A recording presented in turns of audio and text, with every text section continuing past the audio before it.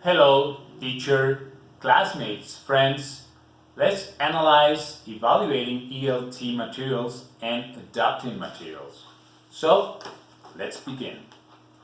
Context of evaluation. Let us look at why we need to evaluate materials in the first place.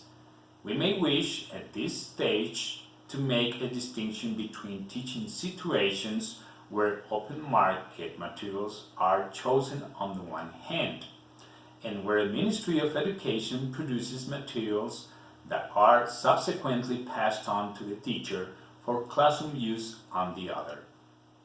The evaluation of current materials therefore merits serious consideration as an appropriate choice may waste funds and time, not to mention the demotivating effect that it would have on students and possibly principal materials through adaptation. The external evaluation. In this central stage of the model, we have included criteria that will provide a comprehensive external overview of how the materials have been organized. The internal evaluation. We now continue to the next stage of our evaluation procedure by performing an in-depth investigation into materials.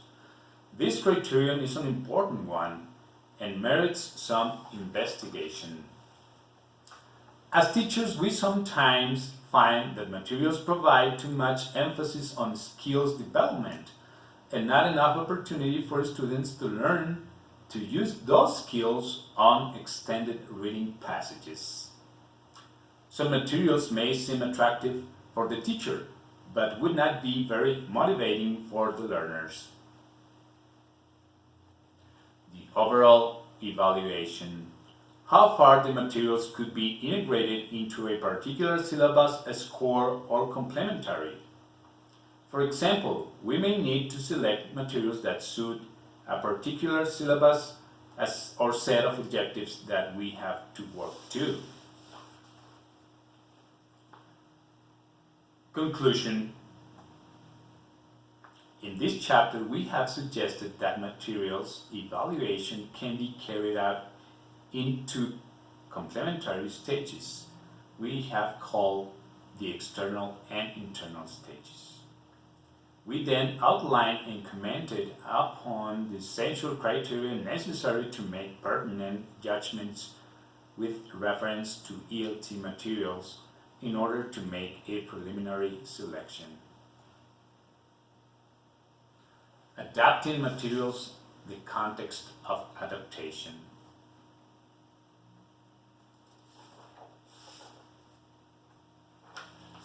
Reason for adapting.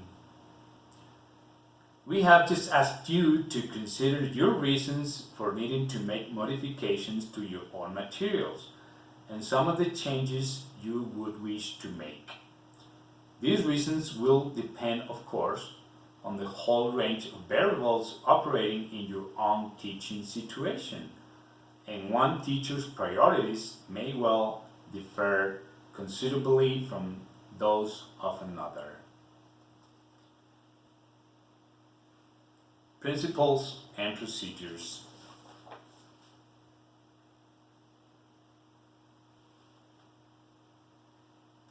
Adding. The materials contain practice in the pronunciation of minimal pairs, but not enough examples of the difficulties for learners with a particular L1. Deleting or omitting. Again, as with addition, the technique can be used on a small scale, for example, over part of an exercise, or on the larger scale of a whole unit of a course book. Modifying. Modification at one level is a very general term in the language applying to any kind of change. In order to introduce further possibilities for adaptation, we shall restrict its meaning here to an internal change in the approach or focus of an exercise on other piece of material. Simplifying. Many elements of a language course can be simplified, including the instructions and explanations that accompany exercises and activities. Reordering refers to the possibility of putting the parts of a course book in different order. There are limits, of course, to the scale of what teachers can do, and too many changes could result uncarefully in almost complete reworking of a course book. A framework for adaptation. The intention here has been to offer a workable framework into which the main possibilities for adaptation can be fitted.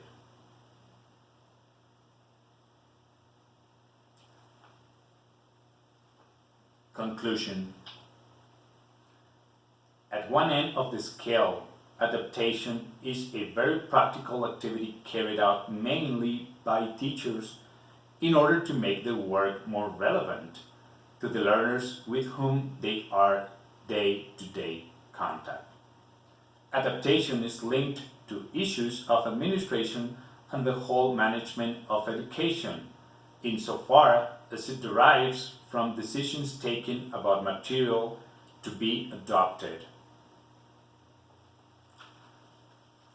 Friends, teacher, classmates, this is it for this time, and see you in the next video. Bye.